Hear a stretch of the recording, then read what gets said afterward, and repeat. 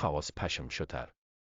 پشم شتر یکی از مقاومترین و محکمترین نوع پشم است که برای ساخت انواع لباسها و فرشها و همچنین برای ساخت ابزارهایی مانند کیسه، کیف، صندلی و غیره استفاده می شود.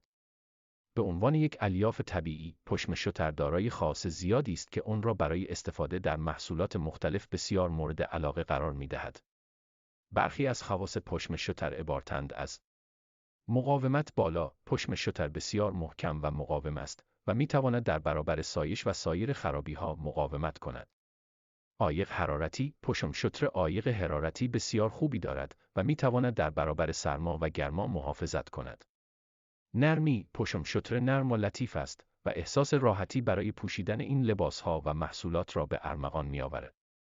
خاصیت ضد باکتریال. پشم شتر دارای خاصیت ضد باکتریال است که می تواند برای ساخت لباسهای ایمنی و پوشاک پزشکی مورد استفاده قرار گیرد. قابلیت جذب رطوبت. پشم شتر می تواند تا 30% وزن خود را به صورت آب جذب کند و باعث خشک نشدن پوست شتر شود که برای حفظ آب و هوای بدن شتر بسیار مهم است.